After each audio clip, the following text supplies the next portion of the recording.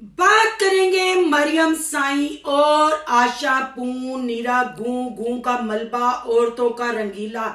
आयशा जी Insta पे अपने फॉलोअरों को क्यों बता रही हैं कि जो भी कोई कुछ बोल रहा है वो सब झूठ है। अब मैं चुप नहीं रहूंगी। हम भी चाहते हैं कि आप चुप नहीं रहें, आप खुल के सामने आए और जो रहता 1 साल से आपने बखेरा है उसको आप समेटे। आज करेंगे जी इस वाले स्टेटस पे बात, और बात करेंगे बेबी चाची को क्या मरियम साई ने मुंह तोड़ जवाब दिया। आखिर मरियम साई पहले इतनी बीमार थी, आवाज उसकी बंद थी। जब से जूझ मचूझ टब्बर कहानी सुनाना शुरू हुआ, मरियम साई तो एक्टिव हो गई। पर यहाँ बेबी चाची ने अपनी स्टोरी भी बताई।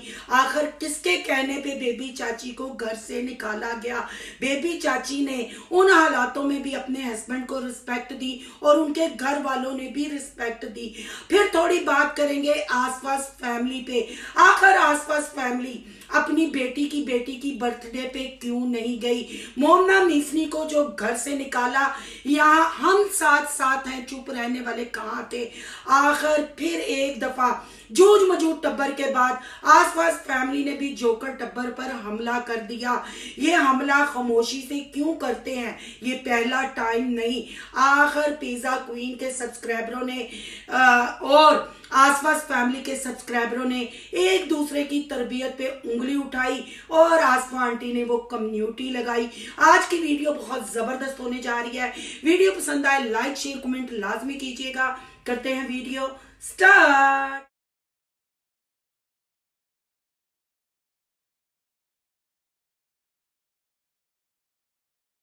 अस्सलाम वालेकुम फ्रेंड्स, आप सब कैसे हैं। उम्मीद करती हूँ अल्लाह के फजलो करम से आप खैर खैरियत से होंगे। शुक्रिया अल्हम्दुलिल्लाह, मैं भी ठीक ठाक हूँ। Thank you so much.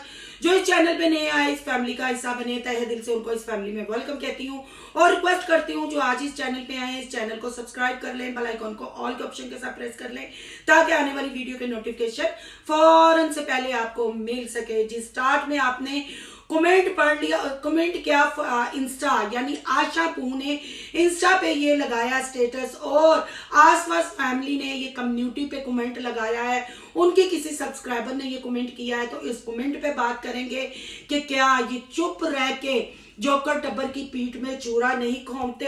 अगर इनकी सब्सक्राइबर ने पिज्जा क्वीन पे उनकी तरबियत पे उंगली उठाई है तो क्या ये कमेंट लगाना जरूरी था, अपनी तारीफ कराना जरूरी था। ये आसपास फैमिली का पहला हमला नहीं। जब गुजरांवाला की चिड़ी ने, जर्मनी रिटर्न ने अपना ब्राइडल ड्रेस, अपने ड्रेस जब अपने इंस्टा पे सेल करने के लिए लगाए थे तब भी आसफा आंटी ने ऐसे ही हमला किया था।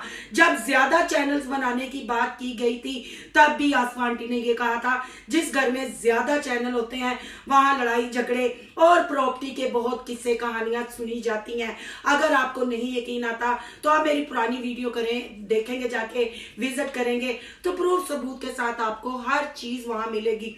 पर चले ये तो हो गई पुरानी कहानियां।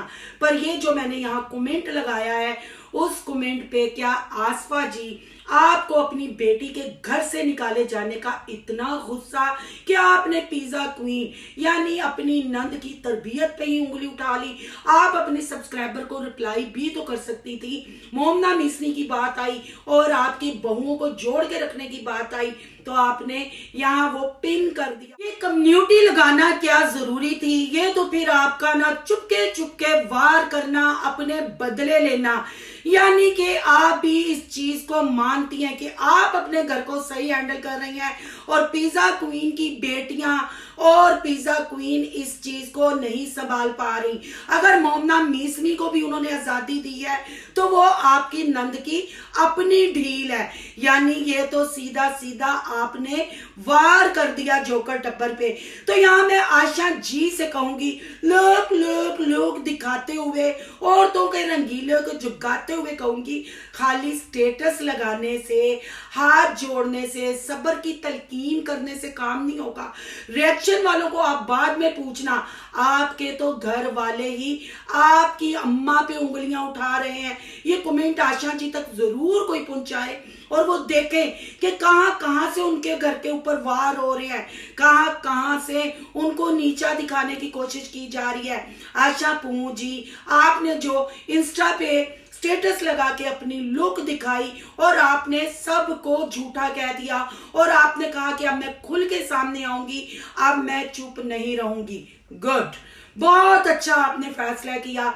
आप अपनी लुक दिखाएं और पूरे एक साल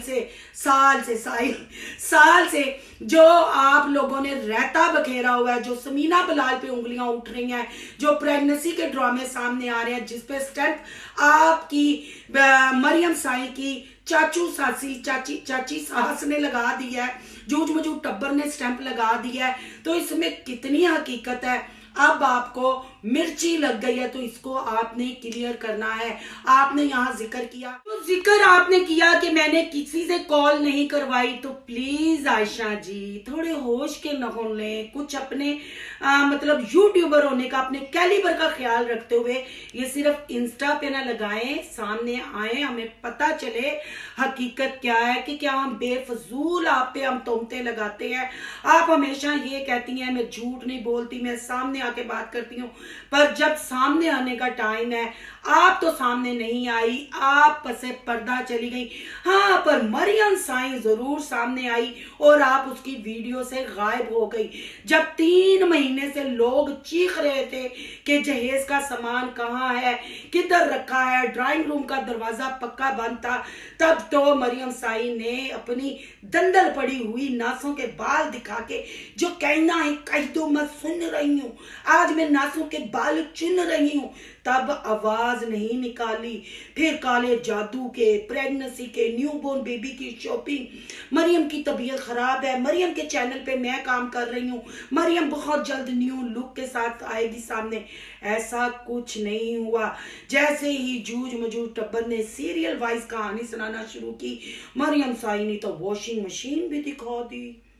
तो मरियम साई जी सोफा किथे जे, बैड किथे जे, ਜਿਹੜੇ ਗਲਾਸ जग ਵਿਖਾਏ ਜੇ ਸਾਨੂੰ ਕੀ ਪਤਾ ਤੁਹਾਡੇ, ਤੁਸੀਂ ਤੇ ਉਦੋਂ ਹੀ ਨਹੀਂ ਸਣ ਵਿਖਾਏ।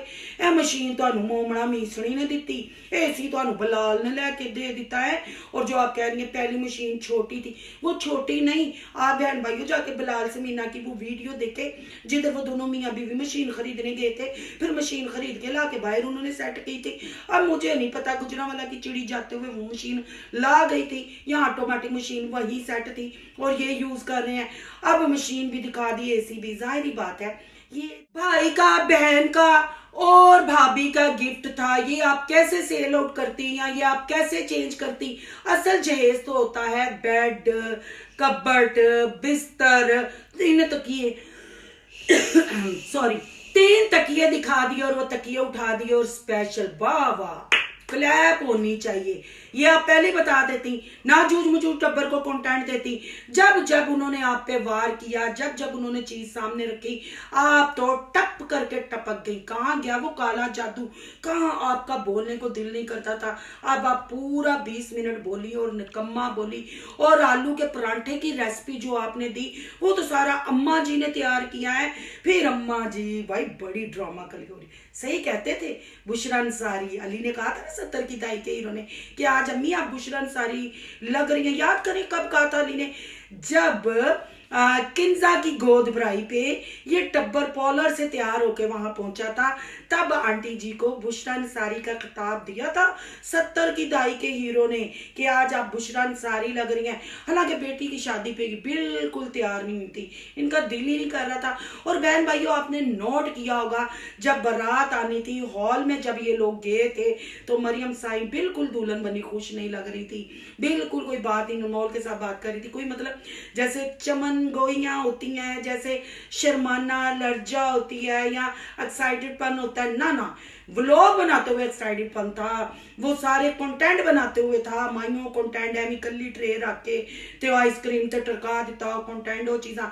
पर जब ब्राइडल बनी हुई थी तब पता था इंज जाना है इंज जाना है, बस नासा दे वाल ही दबाने है। बाकी वाल का हारा के लाने, बस इतना सा काम करना है। वो काम हो गया। जब इस पे तबसरे शुरू हुए तो आयशा जी आपको नहीं लगता कि आपने ये स्टेटस बहुत लेट लगाया?